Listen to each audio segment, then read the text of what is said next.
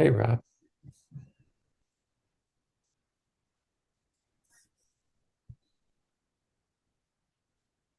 Hey, John, can you hear me? Okay. Hi, Demiante. I'm glad you could make it. You want to introduce yourself? Tell you where you're from? You're on mute, Demiante. Demiante, you're muted. Thank you. As I said, I call myself Damu because that's easy on a lot of people. Otherwise, they would call me like a damn Yankee. But as Damu, they also call me damn you, which is fine, whatever. Anyway, I'm an architect and an urban planner. I've been an architect for over 5 decades in New York. And for last several years, I've been on my own, and that also allowed me time to dabble into urban planning and urban design. Cool. Have you parsed out some good points, maybe possibly good points from the City of Yes? Yeah, the thing is that when you think about housing, and especially affordable housing, especially like a public housing, we always think about, of course, NYCHA, as we call the projects, I don't and call it that. projects is where people basically just manage to survive under all kind of conditions that anyone who is a middle class or even lower middle class would not want to be there. And that also makes them, the people who live in projects, they also don't get any respect as a fellow citizens. They're considered to be at a point where we want to kind of stay away from them as much as possible. Okay. I don't want to deal Damian, with it. So I think those are the big issues that I am very much concerned about. And I think the public housing should not be treated as such, because social housing in many European countries, they don't experience such kind of a relationship with other people in the city. So I think that's something that we need to seriously think about, and the government and even many of the institutions, they're not necessarily going to solve the problems that these people face. They have I to be agree thought through at the totally. grassroots level. Yeah, I agree totally. Let's save that discussion a little bit later. I think you added greatly to last month's discussion, and maybe we'll talk about that a little bit more. I think we should probably get going. We're about 7 minutes in, a little late. Um, it's Let me just pop up the agenda uh, just to give a start with the agenda. Uh, okay, we got a few more coming in. Okay, well, welcome everybody to this Homeless and Housing Meeting, November 5th.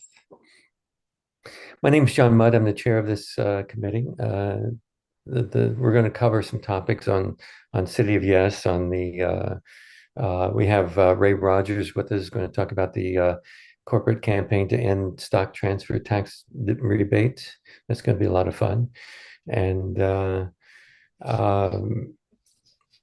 let's see. As far as our purposes, we're here to kind of parse out some information and see and identify the problems and find solutions to the homeless and housing crisis. We haven't been having a policy meeting. We're saving that for until we find something to work on, and we usually have it right before this meeting and bring the results of it back to this meeting. Council highlights. Our farms are closed down. We got a little bit of work left to completely close down the city farm. We brought in over 2,000 pounds of food between our farming partners upstate and our urban farm in the city. That was kind of exciting. We distributed to the HK Cupboard, the Encore, Hudson Family Shelter, Alaveri, and I'm sure I'm missing someone. Oh, and some independent individuals. I need some board members, committee members. We've been getting together Tuesday nights at 8 p.m. for a management and marketing and funding meeting. So if anybody have any skills in those areas, we'd welcome your support. Special introductions. I saw Alex popping in. Alex, did you have anything from your other groups that you're associated with? Well, not really. It's just that Adrian Adams has her alternative. It's called City for All. It's the alternative to City of Yes. And there's some text in there that we wonder is related to a program that we had mixed feelings about. It's called Unlocking Doors. So we're exploring whether there is a connection or it's just our imagination. Thank you.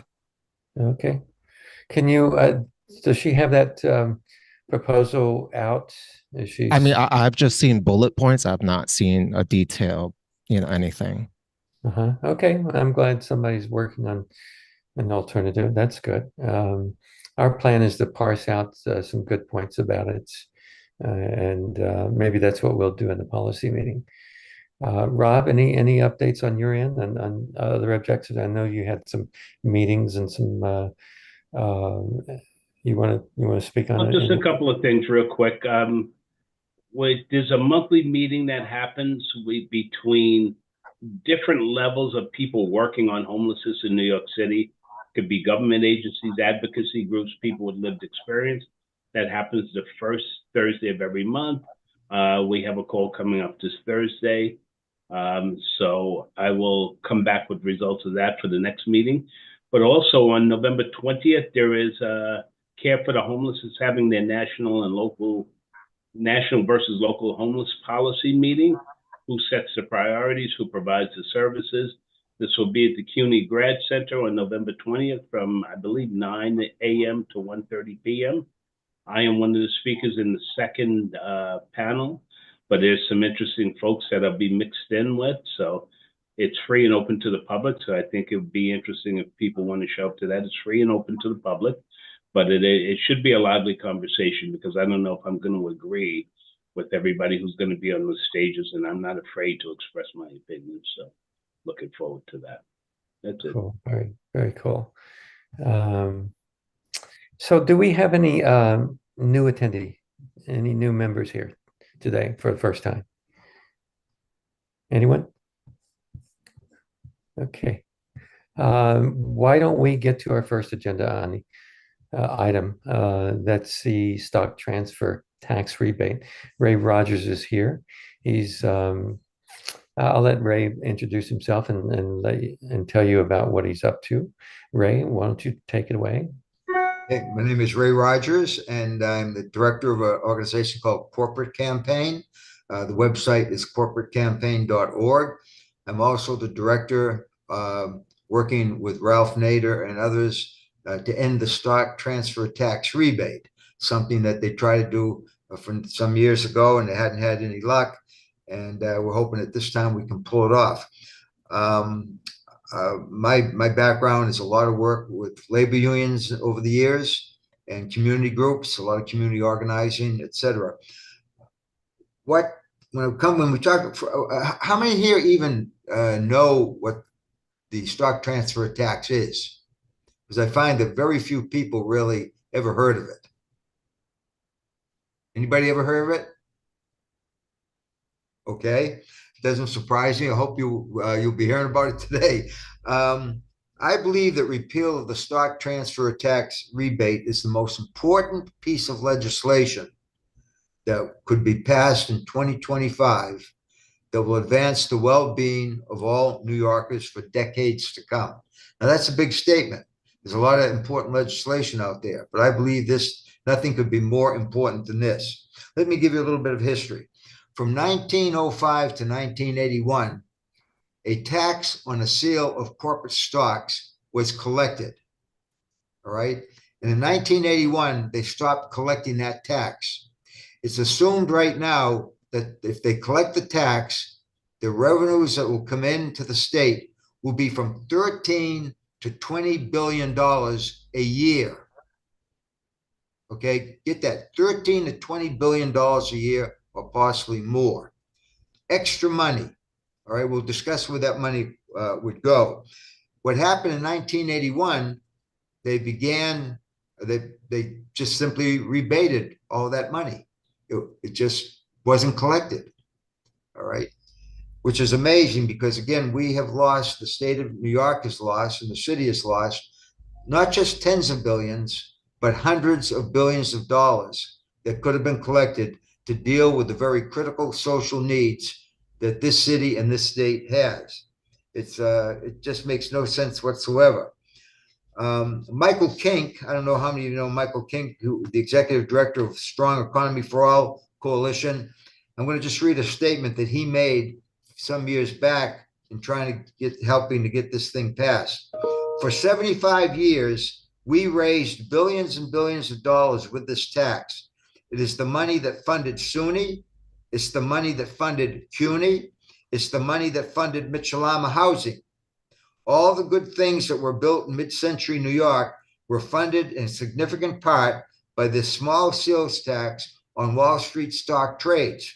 We should not let another year go by without collecting that tax. That statement was made a number of years ago. Now, we have a website called greedversusneed.org.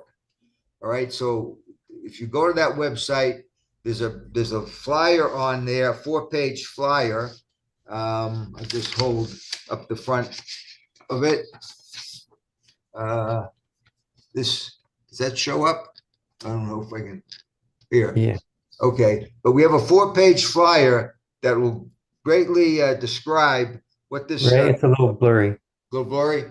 Yeah, Okay. when you hold it that close. Greedversusneed.org. You can bring it down. What's on the front cover? We have a picture of the governor and a picture of the Kathy Hochul and New York Assembly Speaker Kyle Heastie and Senate Majority Leader Andrea Stewart-Cousins.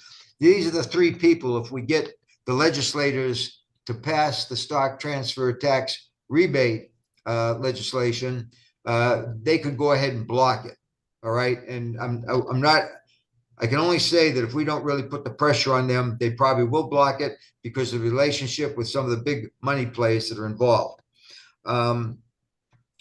The groups that are most vocal against this passage of this bill, the Citizens Budget Commission, Partnership for New York City, and the SIFMA, which is a big securities outfit representing stockbrokers and financial institutions. Let's see.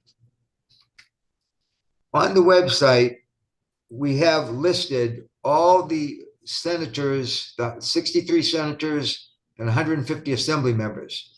And our website is called Greed versus Need. And the campaign is about greed versus need. We are tabulating all the senators and the assembly members as to whether they're for greed, those are the ones that do not support the bill, or for need, those are the ones that support the bill. You cannot sit on the fence. You're either for greed or you're for need.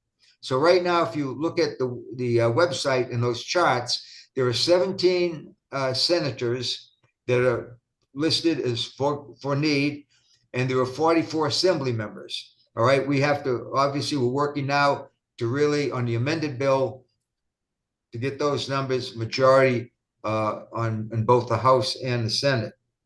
Let's see.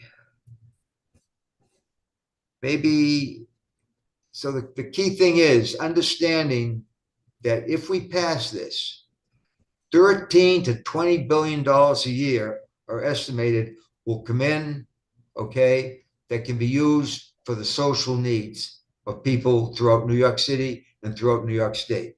As an example, and John, tell me if my time is up, okay? No, you can relax. You've got time. Okay. So, take what you need. The breakdown of the funds, I held the campaign up in April, and then it took several months before we got things ironed out. The bills had to be amended that were there. There was no money in these bills allocated in this bill for healthcare or education. Two biggest lobbies in the state, okay? And there was no money. So I said, look, you can't leave education, healthcare out of this thing. almost everything was directed at transit. So, and we had to make sure there was housing, et cetera, in there. So the bill got amended. We have those bills amended now, and they've been posted in the Senate. The other one will be posted after Phil Steck, the sponsors of Phil Steck, Assembly member, and James Sanders, Senator. Once Steck, assuming he gets elected, which we do today, then it'll be posted by the Assembly, the new amended bill. In the bill, let's assume that we'll work with the figure 13 billion, the lowest amount that's expected would be recouped every year. There's 35% is allocated to transportation, including obviously public transit. Metropolitan Transportation Authority would get 10% or $1.3 billion. And then there's money for highways and bridges and street and highway improvement, downstate transit system, upstate transit system, and Amtrak in the Northeast Corridor. But that's $4.55 billion based on the lowest amount we would expect to come in. This is what I describe as like free money. Okay, this is not money that would replace money that's been budgeted. This is extra money to deal with the serious needs that no budget has been able to deal with. All of you on this Zoom meeting, every day you walk in the city streets, we're walking over homeless people. Okay, and this doesn't include the tens of thousands of men, women, and children that are in shelters. All right, but we're walking over homeless people. Well, budgets are budgets, but budgets don't deal with all the needs of the city and the state. So this is why this money is important, and we call it extra money that will not be money that replaces something that's already in the budget. Then we have, I'm going to be getting to housing. Education, there's 1.95 billion now for education. Before we said that we need to have money in there for primary and secondary education, there was no money in there for the schools. There was money in there for SUNY and CUNY. So if this bill gets passed and there's 13 billion drawn in, CUNY and SUNY will each get $325 million a year for programs, et cetera. Now, SUNY and CUNY can both use that, but that's a big infusion of money for each of these universities, which are critical, you know, to the city and to the state. Then we have climate change, environment, resiliency, clean water. There's 25% that's allocated to that. And I'll leave that. That includes reforestation, safe water, and all that. Then we have local government aid, there's 5%. But affordable housing, which you're most concerned about right now, I think, is the New York City Housing Authority, NYCHA, and the New York State Homes and Community Renewal. There would be 10% or $1.3 billion a year, okay, every year that would come in to that. So these are not amounts of money to be sneezed at. Right now, we have a choice of having all this money be used for these critical social needs and infrastructure, or we can let it continue to be rebated back to these wealthy stockbrokers.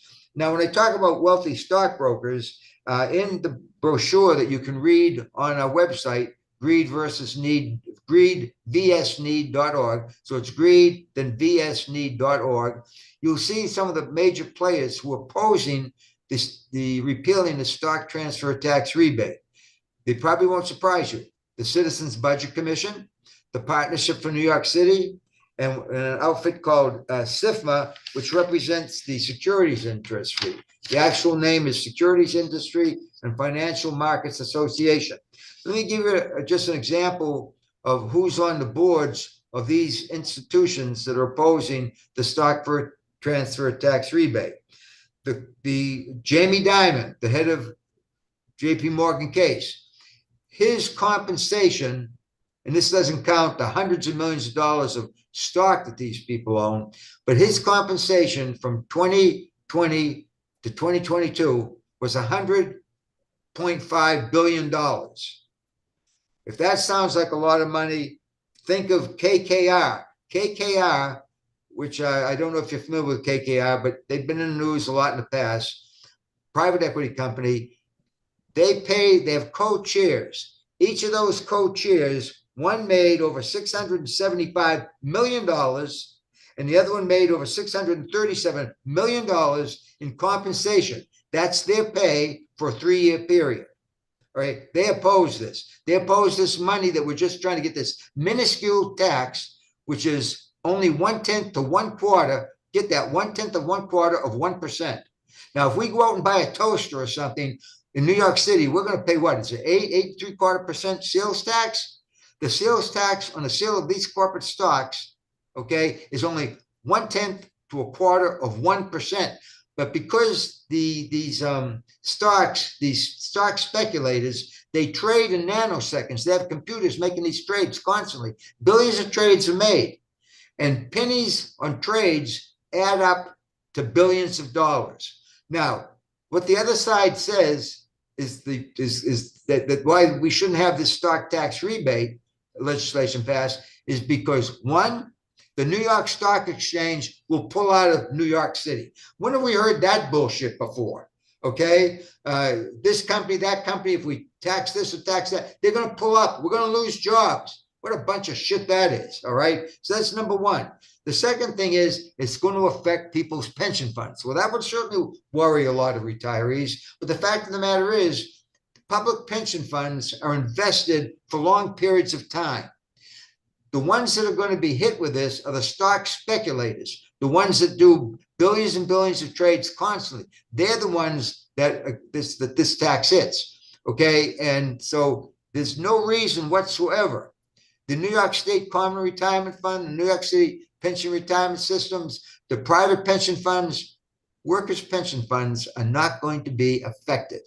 All right. So they have no reason not to pass it. So that's why we say, yeah, if you're not for this legislation, you're for greed. If you are for a need. And our two strategies are basically this. One, get the majority of the legislators on board, as many as we can. Okay. Number two, if we get into a fight with the New York Stock Exchange or any of these groups or corporations that I mentioned, then we'll go after them. Another one, by the way, you may be familiar with the name is Schwartzman. Stephen Schwartzman, the chairman and CEO of Blackstone. All right. He made $500 million in compensation over those years. I don't know how many of you are familiar with Stuyvesant Town. I used to illegally sublet there when I first came to New York.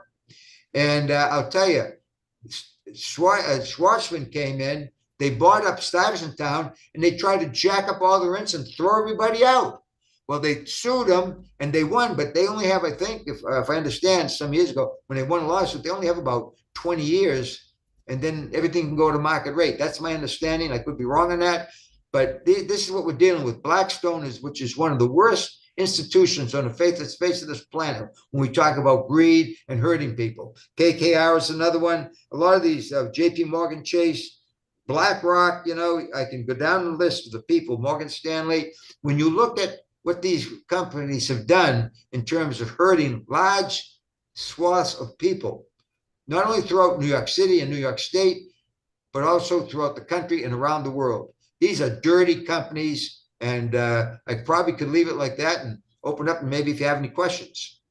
Ray, I know you've been at this for a while, for a long while, and Bernie Sanders had this on at one point high on his list, and of course, you've got the marketing, those folks who can afford the marketing against such an idea. So, what are we doing different now? Well, we have a two-phase campaign, and this is where really we can center on something that your organization here can really be helpful with. First of all, we have the political element where we've got to get all these legislators on board, or else back them against the wall and let them know there's a price to be paid not to support it. It means that their pockets are being stuffed, quite frankly, with cash. There's no way in hell that any sensible person could be against, the stock transfer tax rebate, okay, ending it. All right. How many more? Okay, we talked about Liz Kruger. We need to get her. That's exactly what I was about to talk about. Well, okay, you have three people in your districts. Okay, there's Tony Simone, Assemblymember Tony Simone, he's on board. He's for need. Then you got Senator Brad Hoylman Signal. He's for need, so he's on board. So if you look at the charts on our website, you'll see each of them are checked off for need. The one person who's not checked off, who's not responsive, is Liz Kruger. Now, we haven't put her over there and agreed. We only have one person in agreed. It's a Republican who is staunchly opposed and written against the stock transfer tax rebate. But everybody, nobody's going to get to sit on the fence. There's a point here where if they don't respond, they're going to end up in the for agreed column. Then what we want to do is campaign against them in their own districts. All right. So if I had something, I said, look, there's one thing you can all help with. It would be to get a strong message to Liz Kruger. Liz, we don't want one of our senators to be on the list of for greed. Can you give us any reason why you haven't signed on to that bill yet? Okay. And if she gives you the reasons that the other side is giving, say, Liz, we respect you, but you don't know what you're talking about. Yeah. Ray, and when it came to those decisions as far as what is in the bill that, like the budget that you guys created, was that was that in-house with the councils, or was that? Yeah, actually, I did not have any involvement in laying out the allocations. Those are actually laid out actually about 4 or 5 years ago. Okay, it's when I find out there was nothing in there for education and healthcare. I said there's a real problem here.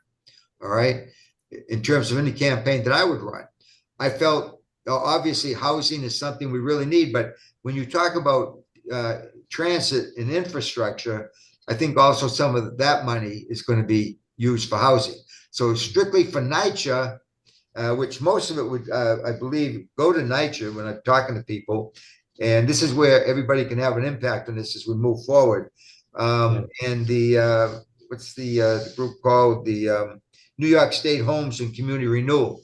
All right. That's those two, the two groups where the housing money would go. I think Damiante has a question here. Damiante, you want to go? Yes, I have a quick question.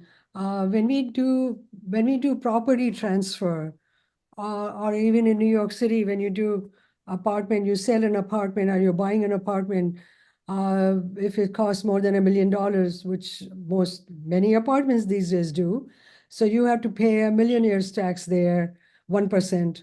And what I'm not understanding, property, whether it's a stocks, whether it's a property that no, it's brick and mortar property, why aren't these treated in the same way?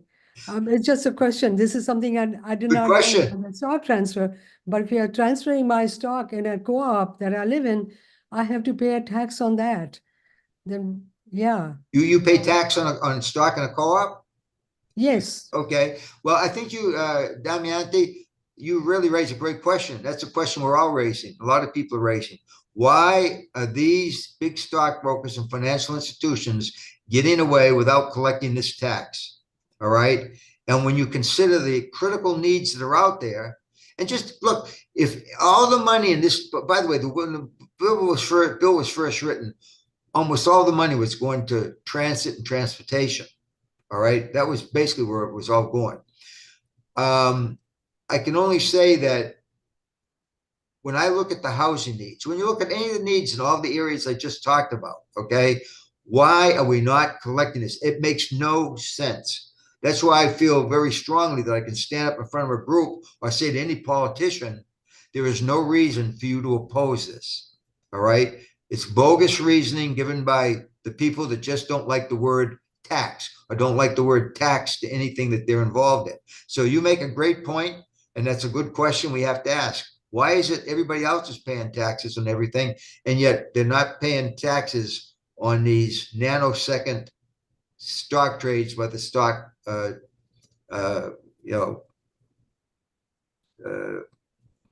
manipulators? Thank you. Yeah, but that's, I like your perfect question. Okay, good. Anybody else? Does anybody disagree with the point that this stock transfer tax rebate should be ended? I don't think you're going to have anybody disagree with that. I'm not in disagreement. I just wanted to point out one wrinkle. So one possible reason why Senator Krueger didn't respond is because she is the chair of the Senate Finance Committee, and the leader of that body, Andrea Stewart Cousins, asked her to not, her meaning Liz Krueger, asked her to not be a champion for any bill with an outsized fiscal impact. Now, that might seem counterintuitive, being the chair of the Finance Committee, but actually the role of that chair is to respond to the governor's executive budget, which comes out at the end of January. So both the Assembly and the Senate have all of February and some of March to respond to that executive budget. And it's called the Assembly One House and the Senate One House, each matching each body. And that has to be done by the entire Assembly and the entire state legislature. And that's the role of the Senate Finance Committee chair, and in the Assembly it's called Ways and Means. There's no Finance Committee in the Assembly. It's called Ways and Means. So that's the one wrinkle I can point out. You know, Alex, I think you hit on something, because I've felt the same thing, and you're a lot more knowledgeable, I'm sure, than I am about this particular thing. But I can only say that when we talk about budgets, and this may be kind of a simple way of describing things, but we have budgets and we know we have needs. Budgets usually don't necessarily meet needs.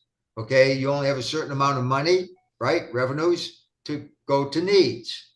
All right. So what we're saying now is, no, we have a resource here, and we need this money for critical social needs. So Liz Krueger, I agree with you, by the way, that Cousins and has probably come down. Heastie, probably the same thing. The governor does not want to get this thing passed, and we're planning. That's why we're trying to get everybody on board this thing in the legislature. I don't know how much luck we'll have with some of the Republicans, but even this should be a nonpartisan bill. But we realize that there's a time coming here when we may have to really go head to head, with the head of the legislature and with the governor. Now, the brochure that you can find that I try to hold up, that was maybe hard to see, on the front cover there, we have the governor and Stewart Cousins and Heastie. We realize that they could be a problem even if the legislature passes it. Okay, so we want to be prepared to take each one of them on in a way that they'll realize it's a price to pay. Okay, so I see where some other groups we can bring into, to discussions to help support this thing. I see more discussions on the way as far as what we need to do, maybe to bring these groups in to discuss this, to parse it out, also to speak with the legislators that are on the bill. What else? What else are you? Well, I would just say that with respect to your legislators, you got 3 people there in your district, from what I understand. Okay, the 3 mentioned. Yeah. Liz, the other 2 are on board. Where are you? Okay, and I don't know whether you all could send a letter to her and ask her that simple question, or how you might go about it. But I would love to have Liz Krueger be an object of receiving communications of some sort from the Mid-South group. But the front runners on the bill, are they willing to speak more about this, discuss it, to come into the meetings? Yes, if you would like, I can, anytime you want, I can get one of the very best people I work with on a daily basis. He is the legislative director, in fact, really kind of runs the office for Senator James Sanders. He would be happy to come on at any time. He made that clear to me. The Assembly member Phil Steck and Senator James Sanders themselves, I'm sure that if there was an opportunity for them to give a 5 or 10 minute have questions asked, they'd be happy to do it. Good. I do Okay, know that so they have good staff people that'll definitely come on. oh, great. That's good to know. So unless somebody else has questions, we got two other agenda items we need to get to. Um, we can either do this on a side meeting with a group, some group of different other, bring in some other groups and have a discussion and parse this out a little bit, write a letter, or we can bring this back to this meeting and discuss it a little bit more. And then decide to break off into a side group and to do some planning. I think some really precise planning is needed. And do you have anything like that worked out? Do you have like a action plan for?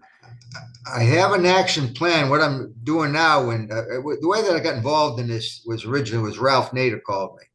He said I was involved in this with a lot of good community groups in New York, and we frankly had no success. Okay. Because of my organization's reputation, would you be willing to take it on? I never heard of it. So I researched it and I said, Ralph, there's going to be a great effort to keep us from getting this thing passed. But yes, I'm willing to take it on. Trouble was, Ralph said, okay, now we got to go out and raise the money to do it. Well, everything I've been doing so far with my people within my organization has been volunteer work. Okay. And we're known for that, but we just cannot run this campaign without raising some funds. And you all need to raise. Yeah, go ahead. One more question. The choices where the money is spent, it's a budget basically that's written into the bill. Is it amenable to change? I imagine it is if you had some groups that wanted to get involved, but such as, let me take for instance, right to counsel. If they have a large constituency, if we could help fund some of their actions that protects tenants, is that a possibility? Yes, I mean, I think this is where it's good to have somebody from the senator's office, Paul Alexander. This is the best guy that we could, and he's open for it. He would love to do it. Okay, and so him. Well, let me. There's one thing I missed going through this is NYCHA, okay, which is another part of the strategy that I'm focusing on and just getting started. They have what, about 500,000 people that live in NYCHA buildings. Okay. Yeah, I'm glad you brought up NYCHA because they're one of our focus too, and we're going to be discussing that. Renee is on, and Celines is going to be speaking about a meeting that just took place, and yeah. Okay, they have 230 what they call resident councils or tenant councils. 95% of all of NYCHA's housing are represented by tenant councils. Now, the guy who oversees all those tenant councils is the head of the Jackson Houses Tenant Council, Danny Barber. I've been trying like a son of a gun, emailed them. Phone numbers that I had don't seem to work, or they work, but nobody ever answers the phone. If anybody knows Danny Barber, okay, short of my trying to go out to where his complex is and track him down, I need to talk to Danny Barber because he also heads up all the NYCHA tenant organizations. Okay, so this is critical. When you consider the powerful political bloc that is there to start making some noise, okay, there's no telling what we could get. And by the way, you might say, well, Ray, if 1/10 of 1% or 1/4 of 1% will raise this much money, why don't you go for at least 1%? Instead of 13 to 20, you can multiply that by 4. And the reasoning on this by the political leaders is, let's get the damn thing passed, okay? If we're asking for too much, they'll have a reason to really try to block it. The threats of the New York Stock Exchange pulling out and all that crap, okay? But let's get it passed. There's still a lot of money to be collected, but a lot more could be collected, John, and the others of you. If we get it passed and then we even doubled it, we tripled it, think of the kind of money that can come in. And none of this money is hurting working people or poor people. It's only going to benefit the critical needs. Right. NYCHA can be so critically important to this whole thing. NYCHA residents. Thank you so much, Ray. Unless somebody has a burning question, that's an excellent segue into our NYCHA agenda. Anyone? Ray, I hope you stick with us. Yeah, Thanks for that. I'd like to hear what's going on with the nitrogen stuff. Yes. Okay, all right. So I'll keep my mouth shut and listen. we have Celines and Renee here, who was there, and I was there at the board meeting. It was a board meeting that took place on Wednesday, and they voted to support the demolition. Celines, are you here? Hey, John, how are you? There we go. Celines, why don't you introduce yourself and give an overview and whatever else you want to say. Well, I'm Celines Miranda. I live in the NYCHA buildings in Chelsea, and I've been fighting along with some other team members to stop the demolition of NYCHA in Chelsea. So yes, we were at a meeting, at a monthly board meeting that NYCHA had, and I guess they approved to go along with the plan, with the demolition plans. But that was just a verbal approval. Nothing is set in stone. So we're still hopeful and we're still fighting. I mean, I'm not sure what else to say. Renee, do you want to add anything to that? Okay. So it's been said for at least the last year and a half that the demolition will go through. NYCHA doesn't have the ability to say yes to a demolition. That will actually come from the Special Application Center. As of now, nothing can be done before the final draft scope of work is published. That's part of the NEPA. And then when they send it to special applications, they also have to have the financing as well. They don't have that.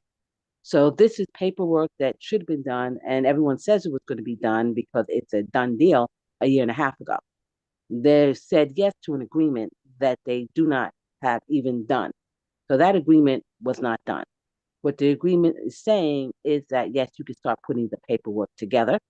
That related / essence will be dealing with 70% of the repairs and 30% will be done by NYCHA. But it did not say yes, that, yeah, the buildings are going to be demolished. That final say so only comes from one place, and that's the Special Application Center. Yes, it brings us a step forward, but there's more steps in this process. And as Selena says, we continue to fight as well. So broadcasting it as, yes, it's demolition and it's a done deal is incorrect. And there's lots of other processes, right? I mean, there's the council has to approve it. Was it URLA is involved, right? Yes, the council has to approve the ULURP act. Actually, it begins with the community board, then it goes to the borough president, then it goes to planning, then it goes to our city council member. So there's many steps in this process still to go. Yeah.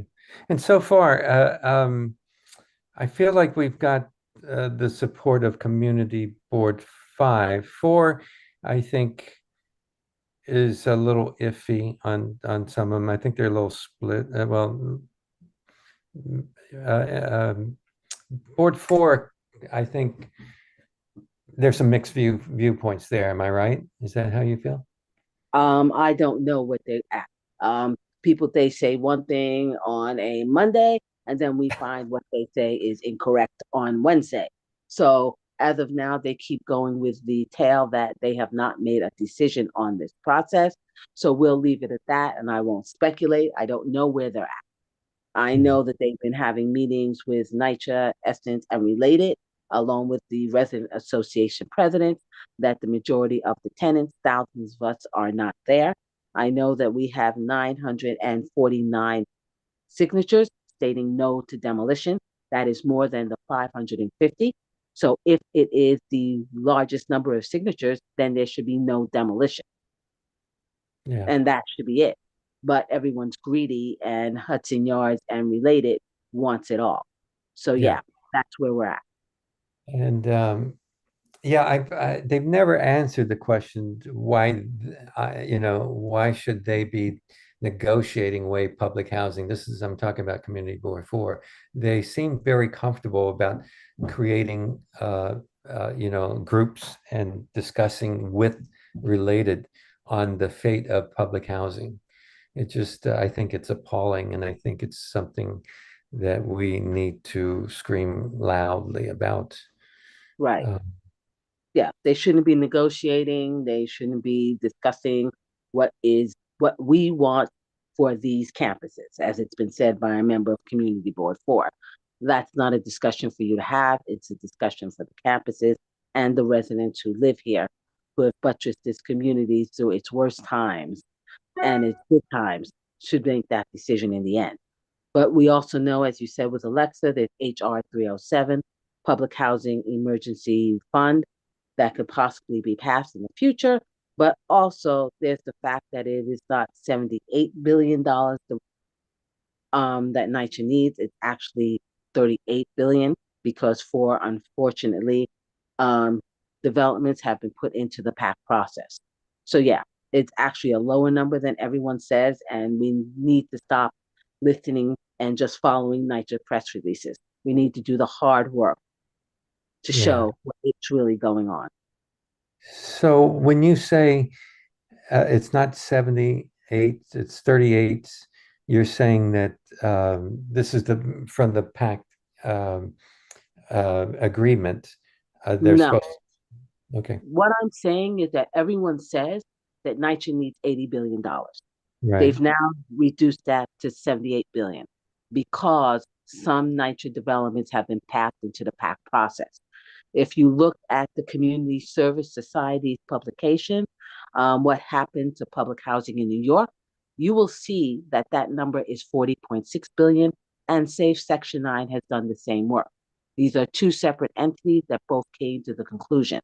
I'm now reducing it to 38.6 because 4 NYCHA developments have been put into the PAC process. What everyone does is follow what NYCHA says. You need to do the work to figure out that they're not telling you the truth. So they came to the conclusion that it's actually a reduced number. And if you stop spending 584 billion on the military, you have the money. Yeah. And as Ray says, stock transfer taxes and many other things can go into NYCHA. Yeah. You know what became clear to me, I've always thought so, but I never, I think it was very vividly clear, is how they are working so closely together to make this happen. The lawyers even, it was very condescending. Um, and they didn't really they don't give much time to the public to really discuss this thing. They have their proposal, and I could have sworn that it was a related person up there giving this proposal, because they had it on PowerPoint and was going through point by point, and I don't think and NYCHA was the one that's giving the PowerPoint, and this is supposed to be a development plan from related. So I just really I wasn't surprised. I wasn't um, but it's like a real partnership between the two. And NYCHA is originally tasked with taking care of public housing. So they deliberately working towards that goal. So they deliberately leave apartments open. They deliberately let the conditions degrade, wouldn't you say? Is that accurate? Yes, everyone knows there are over 5,500 vacant apartments in the New York City Housing Authority. So yes, they do this. But I also say that many other people need to take in a look at this, because it's not just NYCHA housing. The problems in NYCHA are the problems in every housing everywhere, but you're not demolishing them. So rent control, rent stabilized, warehousing, all that's being done in the same places. So what's happening here can happen to you. And that's something that needs to be said. We're not living in isolation.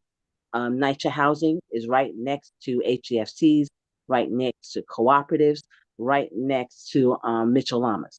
So don't think they're coming. They're just going after NYCHA. They'll go after everything. I'm glad you said that, Renee. This is really important to us all, whether we realize it or not. a little too important. And I've seen plenty of tenement buildings suffer. Rob has his hand up and Rashida has her hand up. Rob? So thank you, Renee and Celines. I have a thought and a question. One, I hear you about the argument about the defense budget. I don't think it's ever going to change. All of our elected leaders, I don't care which side of the fence you're on, believe in propping up the military.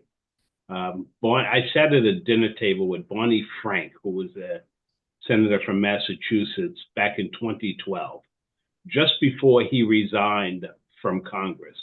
And the reason he told us at dinner that night that he was going to resign is because his fellow congressmen don't get it. All they want to do is prop up the defense budget. That's going back 12 years. So I don't see that changing much in the mindset of folks. A question I have is, I don't live in public housing. And I've tried to stay on the periphery of these fights, support where I think it's appropriate. I think it's important that I don't live there, that I don't jump into the middle of the ring. I do remember about a year ago, a tenant leader from Fulton Chelsea came on this call and seemed in favor of the demolition.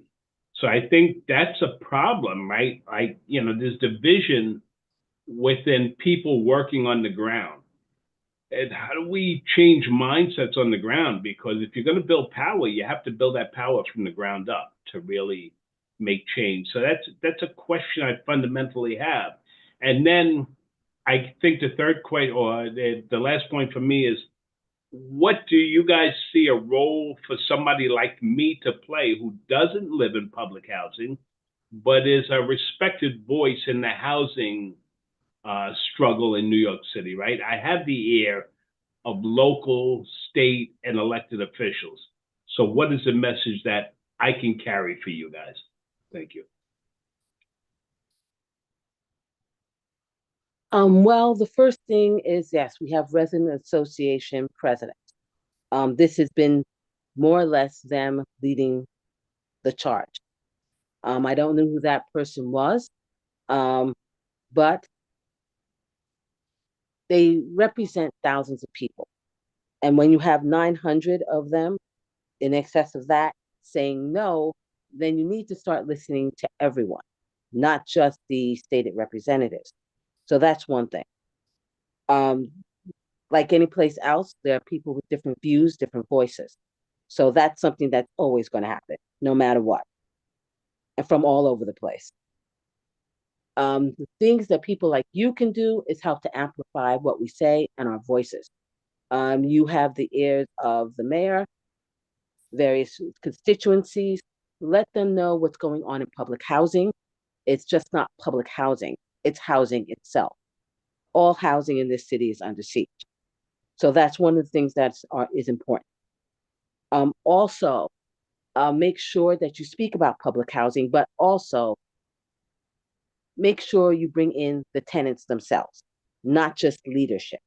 That's always been part of the problem. You have to have everyone in the room. Those who agree and disagree, but yeah, especially if the disagreement is so large. It's not people speaking for us, it's making sure we are part of the conversation. That's very important as well. Another thing I can say is we also have a mayor. A lot of this is coming from him as well, and that needs to be acknowledged. NYCHA is not a city agency. It's a public benefit corporation, which is supposed to be doing good for the public. It's not. So that's something that also has to be assessed. And also it has to be residents at the table. That's one thing I can say. Bring the residents with you. Speaking for us doesn't work. We need to be at the table, having these conversations, introducing us to the people and the decision makers. That works best. Celines, do you have anything to add? Yes, Renee made a good point. Don't just speak for us. The argument can actually be stronger when you speak for yourselves. How does this affect you? We want elected officials to get targeted from every angle from different groups. That would be very helpful. I believe so. Excellent. Let me And just by the way, respond to both go of ahead. you by saying, you know, I opened up my statement with, I don't live in public housing, so I'll never speak for public housing residents. But I want to be able to use whatever power I do have to alert high-level government officials. So one of the things I've always said, and folks have seen this with source of income discrimination, I have my foot in the door of City Hall, I'm going to kick it open and bring in my friends. So I'll look for those opportunities to do that with public housing. And also, I think very important is to stop the stigma around public housing. Everyone lives in some sort of housing. Because the people who are white, who this originally was built for, are no longer there. It's no longer to have it's not reason for the disenfranchisement, no longer for the, should I say more correctly, the disinvestment in public housing. Public housing has worked. It houses people. You have over 200,000 people on a wait list. We are everywhere. I think that was not acknowledged at the beginning, but we are basically everywhere. We're urban farmers. We grow food. We teach your children. We are in the hospitals as health aides. We are sometimes the doctors. We have come from every walk of life, and we do all sorts of things. Yet part of the problem, the stigma around public housing, the things people say about people who live in public housing, you say that, but you don't realize someone from public housing is in the room. And so that's something that's important as well. Help erase the stigma, acknowledge that we are people just like everyone else. That's also very important as well. Renee, that has been my mantra since I came into organizing, right? I realized that stigma, and two people that I lift up who grew up in public housing. One is Ed Ott, who used to direct the Central Labor Council in New York, and now runs the Labor Studies Department at CUNY Graduate Center, grew up in public housing. And then Sonia Sotomayor, Supreme Court Justice, grew up in public housing. So I've always understood the value of public housing. It was our true social safety net once upon a time, right? Why did that change? It's always a question I've asked. So thank you guys both. And I'll reach out to you directly, Renee, and to have a deeper conversation, and hopefully you can connect me to Celines also. Thank you. Thank you. Yeah, all good stuff. In fact, I think we should provide more and start to develop public housing, because the way the market is controlled, you have no affordable housing. I think this could be a gold standard if, I think I agree with you totally, Renee.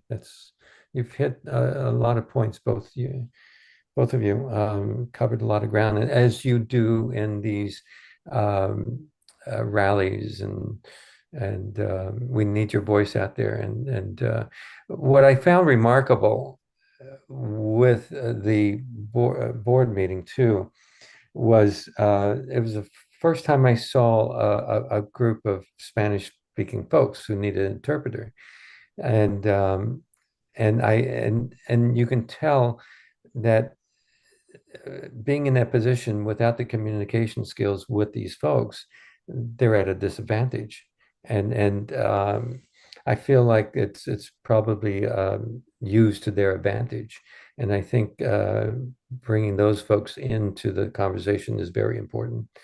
And we should start thinking about having an interpreter. And I know you guys can translate, so why not do that? Bring as many people into the conversation as we can, and also, they learn more. They start to be a partner. So I'd encourage that to happen. I would also add community boards as well. They don't have interpreters, so that's something that has to be thought of as well. Yeah, I agree. Anybody? Oh, Rashida, I'm sorry. Go ahead.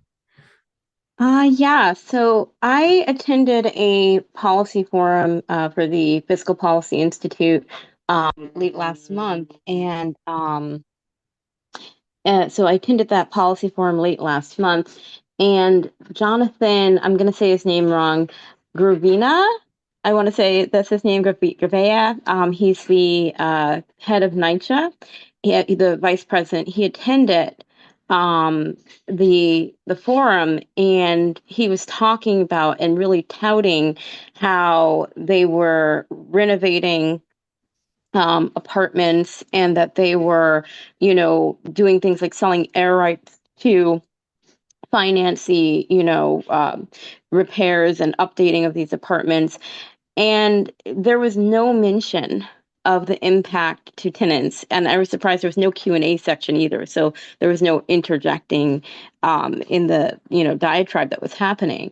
But this mentality of the way City Hall, the way New York government sees what he's doing, is being broadcast to the public as, we're renovating NYCHA apartments without utilizing taxpayer dollars. We're utilizing the current resources of NYCHA to help, renovate these spaces and make it more viable for the future, without any understanding or any broadcasting of how it is impacting tenants. And they talked about Chelsea, and they use that as a good example of like how this new mentality of utilize your resources is being implemented.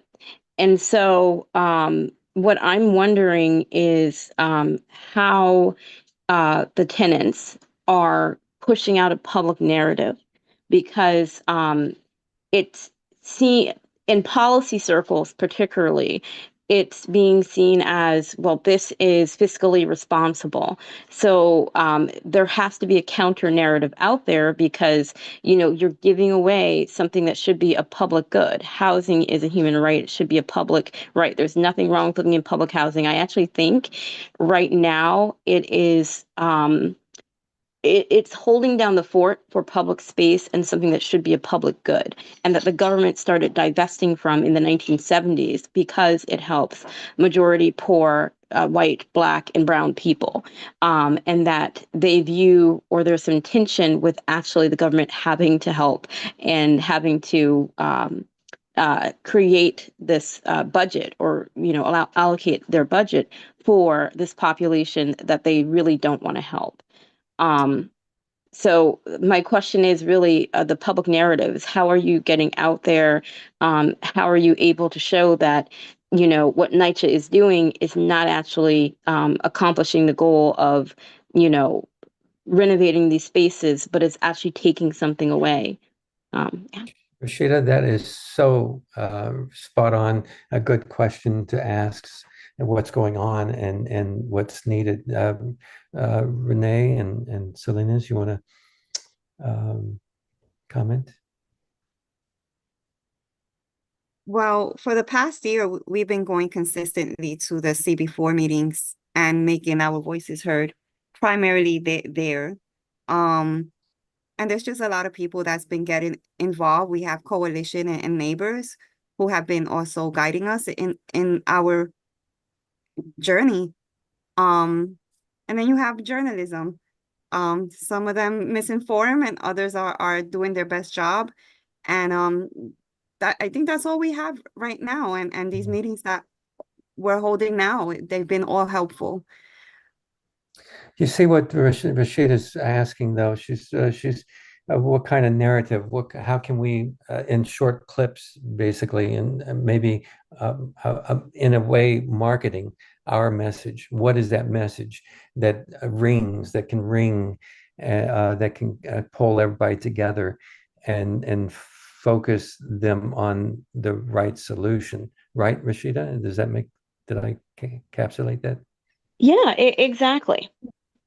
So part of it is also campaigning. So it's also going to be doing social media, working with other people who have art backgrounds, filmmakers, and also, as I said, social media, getting the word out, speaking to people, making op-eds. Those are ways we're going to have to get the word out, as long as building coalitions and having our voices amplified. So if we do an action, we have other people who will help amplify the voices. At the same time, this is very difficult.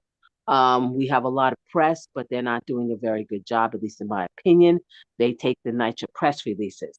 At the same time, nobody bothers to ask the tenants, what do you feel about this? What do you want about this? Everyone goes where we're doing, like we just put in the chat, and how we're activating people through the PAC process. Did you ask them? Were they asked whether they want to be in the PAC process? Those are things that are important as well. Nobody bothers to ask the questions. So yeah, it's difficult because so many find it easier to just look at the press release and report that. So we do comments in the sections. We actually, everything from LinkedIn, when they make a post about how NYCHA makes the post about how wonderful they are, to articles that we comment on. We also discuss things with the reporters and write back about them, about the things they've left out of their articles. But yeah, it's a continuing progress that we have to do. We have to get our voices out, let people know that this isn't a great process. It's not a good process, that you're taking public land, that you're destroying communities. Those are things we do. We work with other agencies. We work with Safe Section 9 to help amplify our voices as well, and to get out things like HR 307, to also at the Committee on Public Housing, asking for a public committee discussion about what went on in Fulton and Elliott-Chelsea, how it goes from no demolition to demolition, getting on Chris Banks, the chair, to let this happen. For some reason, everyone's scared about having a public hearing about Fulton and Elliott-Chelsea, using the word demolition. This is not just about displacement. It's how public land should be used and will be used. That this is something that will happen throughout the city. If this and NYCHA keeps talking about it, this will be used as a model. And yes, people who have like fiscal policy forums where they don't allow questions asked, that is basically a marketing technique. Why didn't they allow questions asked? What were they doing? What was the real reason they were having this? So if you're not having questions asked, you want to get this model out as what it is. So those things have to be done as well. Letting us know so we can show up at these things and ask questions and push our voices to the forefront. Those things are necessary as well. This is not going to be an easy fight, but it is a very necessary fight. Yeah, there's yeah, I'm sorry, Rashida, did you? No, I was just going to say I absolutely fervently agree. And then I would also say you probably already have them, but make friends with people in media so that it's not just responding to stories, but you're producing stories that other people like FPI have to respond to, because set your narrative, get your voice out there, whether it's in the Times, the New York Focus, other media that's out there, so that you have control of the narrative and you put NYCHA on the defense. Defensive, yeah. I wanted to add, can I add real quickly? Of course. Renee does have an op-ed written. We do need help getting it released to the public. It's been challenging getting the right media attention. So if you guys are aware of any sources, please let us know. That was it. Have you sent the through the press? I gave you a lot of press list, right? Have you sent it to all those folks? I will have to check my files. I think it's been a while. I don't remember. Okay. I think, Rashida, what you're looking for is a preciseness of, for instance, right to counsel. We want people with the right to counsel, or with a language that's spoken that echoes and that puts them on a defensive. Am I correct? A marketing strategy, basically. Yeah. I think we need, do you have a marketing background by any chance? I have an organizing background, which I guess it kind of blends it all together. So in terms of finding the media that's going to be responsive and publish the article, unfortunately I'm from Albany, so I'm not. Our organization covers the whole state, so I'm not in New York City, but I know of outlets that are like major and make it outside of New York City. So looking at like the Gothamist, looking at the New York Focus, the Real Deals mixed bag. Those are the outlets that I'm familiar with, and know some reporters that are still there that would, I think be interested in the narrative. But other than that, with the New York City Council of Churches, what we can do is we can put things on blast. So when you have events, we can put that out there. We represent 7,500 congregations throughout New York State. I'm the housing issue chair, so more than happy to get that out there, and to help get that, what your message is out there. Mhm. Would you be interested in coming to some side meetings, maybe to help create that a voice? Okay. And Absolutely. it sounds like I really appreciate you being here and appreciate your attendance. And I feel like you could be a real strong partner in these objectives. Damiante? I think Roy had raised his hand before I Okay. did. Well, I yeah, can have go ahead. ladies first, the members. That's nice. Damiante, go ahead. Yeah. Because we have to get to our next agenda item. I I don't had know. talked to you, I had talked at last meeting about my work that I had done for a Loeb Fellowship a few years ago on the NYCHA housing related things. And of course, I did not follow up because I was busy doing other things and I did not get the fellowship.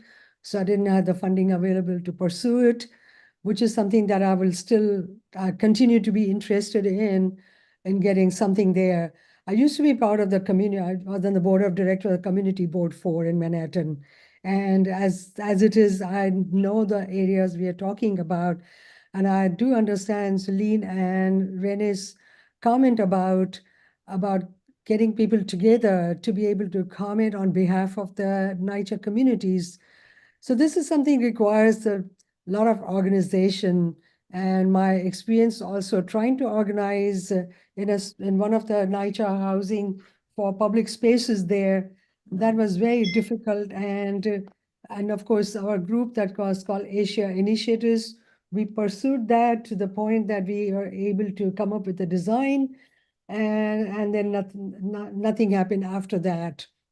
So anytime you want to talk to people in a community setting, whoever is going to represent the community, who is going to create a survey or bring together comments from the community, you really have to earn the interests of the members in the community, and that's something requires a lot of time, and that time only people who live there, hopefully they will be able to organize and bring that in. So listening to Roy, what he has been doing, I think Roy could be a great advisor. Roy, I'm speaking on your behalf here. You could be a great advisor for communities to come together and express their thoughts and ideas and be heard about it.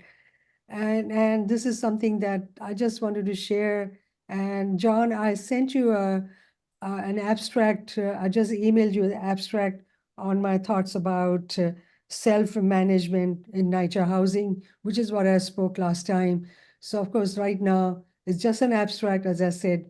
It needs a lot of work. We need to do a lot of work together. But we were also going to talk about homelessness today, which we have not touched. Maybe that's the next thing on the agenda. Yeah, we could move to that. Ray, you want to go ahead and chime in? I think you had your hand up too. Yeah, just a couple of things on this. I don't know if it was Renee. Did you mention Jamie Rubin? Or is I Jamie? think that was Celines. Oh, But yes, Celina. Jamie Rubin. Is he still the chair of NYCHA? He's the CEO of the board. Yeah. Yes. The unpaid position. Lisa Bova Hyatt. Okay, just a little strategy real quick here. One, your campaign, you need to personalize these campaigns, okay? And he's certainly one person, it seems to me, that one would want to focus on. And he is also the chair of the New York City 2025 initiative at New York University's Wagner School of Public Policy. It'd be nice to draw in one of the biggest landowners in the city, but New York University, and figure out a way to go. And I'd be willing to make suggestions and stuff and advise, but to go after him personally, okay, because of the role that he plays. Then other names that came up, I know a lot about some of these people, Related and Stephen Ross, the head of Related, right? And Rebney, the real estate. What's that? Stephen Ross is left to go to Florida, but it's basically Jeff Blau, Jay Brodsky, and Bruce Beal. Yes, I'm familiar with all of them. And I can only say that one of the key issues in here that they're all tied to, and which is a real problem for everybody who's fighting for decent housing, is the Real Estate Board of New York. I had a lot of activity going after them. I haven't had a website that right now I haven't been able to do much with it, but we did a lot a few years ago called StopRebneyBullies.org. We even have a 5-minute animated video on there, which you're willing to use in any way you want if you're deciding that you need to go after some of these players. But there's not a lot I can say right now. I mean, these people are all tied together. And when we talk about Jamie Rubin, he has served on, either founded, led, or served on such organizations as the Citizen Budget Commission, which is totally opposed to the stock transfer tax rebate, ending it. So what you're up against is like a coalition of, as you know, a bunch of billionaires, quite frankly, that want to take NYCHA Housing. And I live in a Mitchell-Lama building. We're fighting up here in East Harlem, where I live, because of the lousy management, what's going on there. Some of the things that I hear that's happening at NYCHA, try to drive the complexes into the ground. And basically what the real estate board is right there with their billionaire real estate people just ready to come in and take over, just like they're trying to do with NYCHA. Thank you. That's great. I think we need to definitely get together on a side meeting, maybe think about how we would want to approach this from maybe a policy meeting or something. This is good. A very good input from everyone on this. I'd love to continue to talk about it, but we do have a couple other agenda items. Anything last words on that, Renee and Celines? No, I think that's it. And we want to do that, right? We want to get together and think about a narrative, think about how to attack, how to organize, right? Yes. Okay, very good. Lots of organizing, lots of getting together, and that's all fun, right? Let's go to I don't see is anybody that hasn't spoken that want to say something? I see some names here. Natasha, I know you've been around. Do you want to add anything at all? Are you just on the sidelines watching for now? Hi, yes, thank you. So I'm a documentary filmmaker. I have been working on a documentary film about the privatization of public housing nationwide for the past 3 years.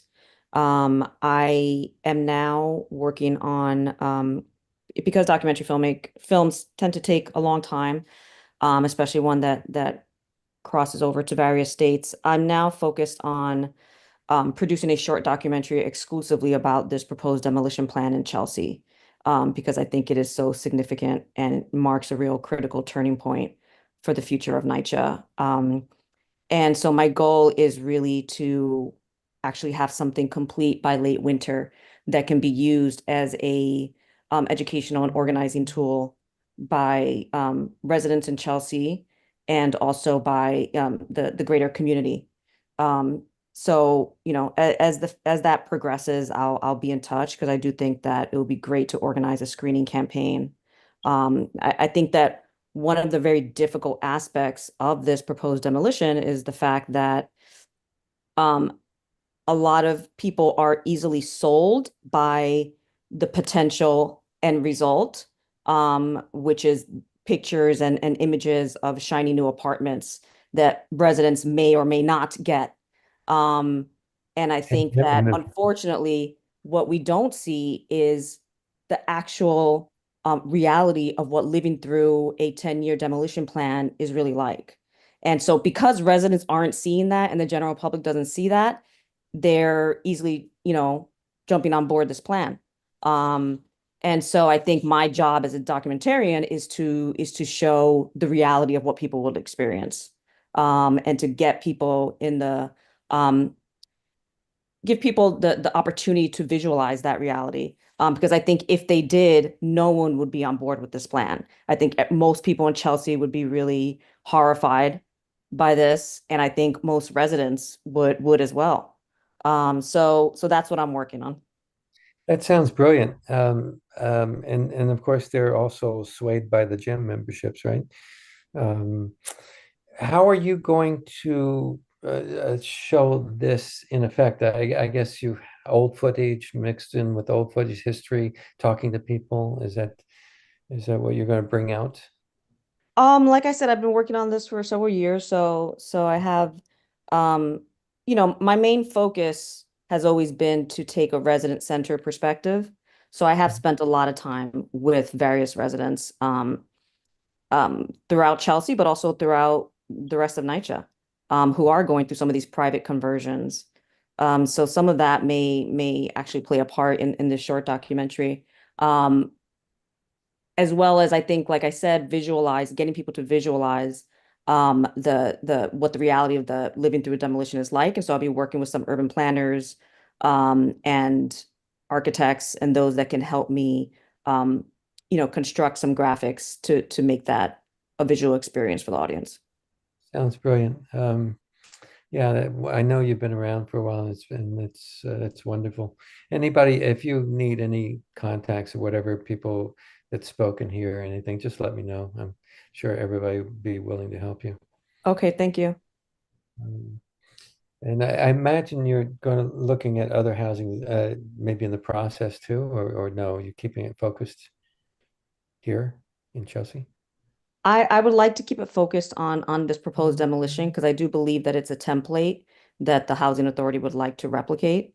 And so I think it's really important that everyone studies and understands this so that we can stop, first of all, this from happening, but then also, get other residents throughout NYCHA to see that this could be really harmful and destructive to their lives if they don't help the Chelsea residents right now in stopping this. Yeah, brilliant. Okay, terrific. Thanks for your input here. Let's see. I hear Luana's kind of quiet right now. She hasn't chimed in. I don't need. I've been sick, so excuse me. But I think everyone said it all, and I think Natasha's suggestion, along with Rashida and Ray's, are very, very, very, very helpful to what's going on and helpful to Renee and Selena. So yeah, no, they've said it all. Thank you, John. Okay. All right. So we got about 5 minutes here. Let's see. As far as homelessness issues, do we have? I know Rob has been working on, and there's this criminalization um, uh, of homelessness that we thought about. I think Rob, you and I had talked about it could be a real good strong focus even for our national meeting, maybe. But I think we're still kind of working that meeting out. But maybe this is something for the policy, how to attack this bill that's out there. It's a bill, or it's been signed into law, right? But when you say signed into law, what are you referring to? The bill that you had stood out in front of, on the. So that was a Supreme Court decision that basically, Right. if I could synthesize, it says it's okay to criminalize homeless people. So they don't have the right to sleep on the street when there's no alternative. We have filed a formal complaint with the UN. I just learned yesterday that this issue is spreading around the world. Buenos Aires has also filed a formal complaint. I was in touch with some organizers there, but municipalities around the country are going out of their way to criminalize folks. So I think it's an important issue to keep on the front burner. I'm talking to somebody from Geneva this afternoon about the complaint. I will also say, I put in the chat earlier regarding a policy forum that's going to take place at the Graduate Center on the 20th. I will be with some high levels city and state officials there. So it's an opportunity, folks. I think you should register to get in the space and cause a little tension in the room. It's okay. I feel comfortable being on that stage. I'm not looking for a job. I don't work for an NGO, so nobody can hone my message. I'm going to say what I want to say, and probably going to make some people uncomfortable. But I think it needs to be other people also in that room making people uncomfortable, and I think it's okay. So Rob, that's would going to you be. please repeat when is this happening? It's November 20th at the City University of New York Graduate Center. I'll put a link in the chat. You must register to enter the forum. Yeah. And so I will put a link in the chat, and you just need to click on that link to register. I just put it in the chat. And it's November 20th from 9 a.m. to 1:30 p.m. at the CUNY Graduate Center. So let's plan some action there, maybe. That's what you're looking for, like some groups to make a little Well, it's not about me. It's about this issue of homelessness and how it's being handled in New York City. To be honest, New York City is failing. When I came into this work in 2008, there were 28,000 people a night in shelter.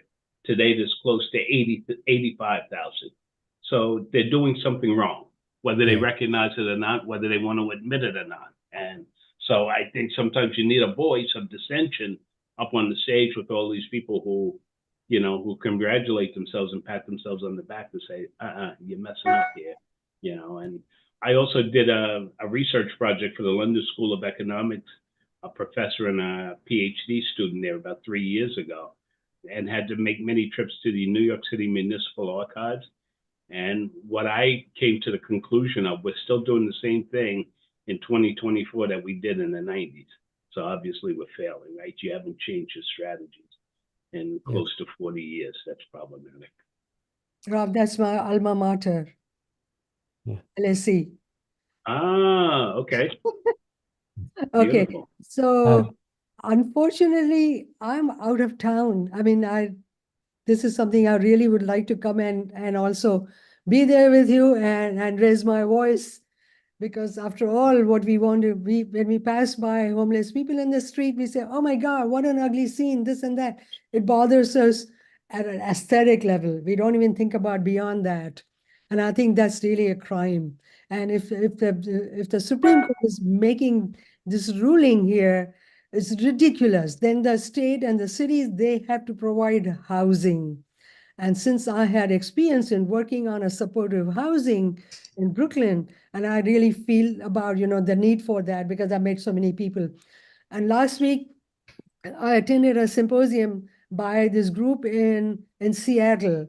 And this was the Native American group. And they are building housing, which is not only affordable for the homeless, but also is like a culturally connecting with the population, because this is all for the Native American people.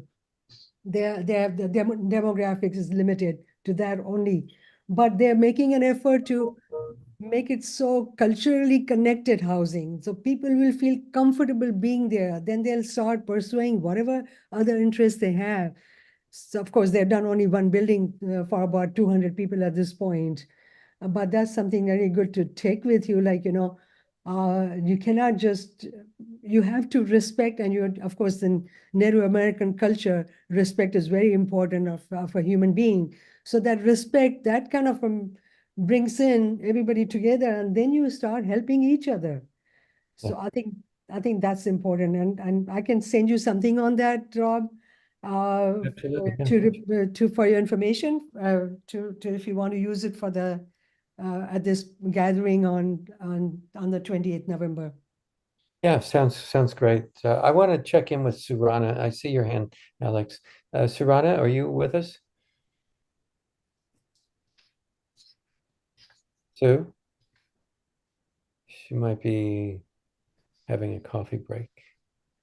Surana runs a very well run. She runs Main Chance, and she does it well. The place runs very well. It takes care of people 24 hours. provides breakfast, lunch, and dinner. She's a really good partner to rely on if you want to get somebody off the streets, like on a weekend or a late night. Sue? Okay. Alex, you have a question? Is this the time to make announcements or not? Because then I can come back. Okay. Let's, we have to bring this to a close. And if I can't, Sue is not there. I should have checked in with her earlier. I apologize. I think we kind of need to close. Why don't we go with your announcements, and then I'll close it with our announcements, and we'll. Thank you. You know, for the last 2 decades, the West Side Neighborhood Alliance has been hosting the West Side Tenants Conference held in the first weekend of December. Our 19th annual one is coming up at Fordham Law School on West 62nd Street. Last year had 300 people. We want even more because we're cray. No, we're passionate about housing. So that's December 7th, all day, 9:30 a.m. to 4 p.m. Some of our past speakers, just to highlight, we've had Carl Hasty, we've had Borough President Mark Levine, just too many to name. So we're all that and a bag of chips for real. And we would love for you to attend. Mayoral candidates are actually coming to the convention on December 7th, and we'll be grilling them as to why they deserve to lead New York City's highest office. 3 have confirmed. We're waiting on more confirmations. You can see the link in the chat at bit.ly/Wisna Mayor Forum, and please vote on which topics you would like to hear these candidates grilled on. Thank you. Excellent. Yeah, I've been to those a few times. They're excellent, and maybe that's an opportunity for us to chat with the officials. There is an opportunity. They don't give too much any questions, right? Am I correct? They don't give questions and answers after they do the little speech, but they're around for us. Yeah, but this time it's going to be different because we're kind of putting them on the hot seat because we don't want it to be like they say their thing and everybody claps. We don't want that. Okay, good. That sounds great. And they're floating around too. There's opportunities here. So let's maybe discuss reaching out to them on some of these issues. Let me know who wants to be involved with that. Great, Alex. Anything else from anybody? Last words from anybody? Oh, yes, John.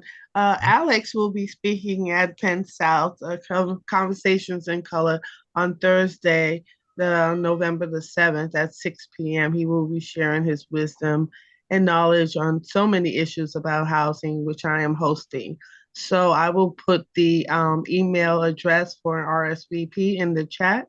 That's our own Alex Young, who will be speaking at Penn South on Thursday at 6 p.m. Thank you. That's great. Yeah. That's super. Anything specific you're speaking about? You said housing, but anything specific? Well, I'd like to, well, Luana has a flyer. It can illustrate what I would like to focus on right to counsel, but there's just, I'm a man of many talents. So I'll be touching on some things, whether it's just bullet points and links, but whatever, Luana had on her flyer. Okay. Cool.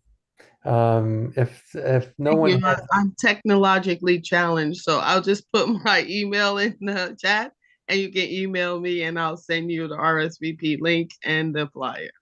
Thanks. Okay, great. So anybody can copy down the chat. We'll get this. It's live on YouTube. We'll have it. We'll start parsing it out and putting it out there in sound bites too. That's what my goals are, is to use these meetings also as marketing tools. I was off to a good start, and it's been delayed. Been delayed a little bit here lately. If no one's seen our website, it needs a tiny little bit of tweaking, some different pictures maybe, and a little tightening up with the words. But the website is working for us fairly decently. So if you haven't seen it, please go to our website. We have a events portion. We also have a petition we can put together for folks or for our goals. We have the store needs to be built out. That's still offline. Let's see what else to add. We're here, of course, first Tuesday of every month. You guys know that. If you have any topics that you want to triage and talk about, let me know. And we'll be putting out some recaps on this meeting and following up on some actions as quickly as we can, which that's why we need more people so we can do it even a little faster. So please, if you have an interest in the council, please join us. And with that, I'll close and have a great day. And those who are going to vote, get out there and vote. And I'll talk to you either offline or see you at the next meeting. Thank you very much.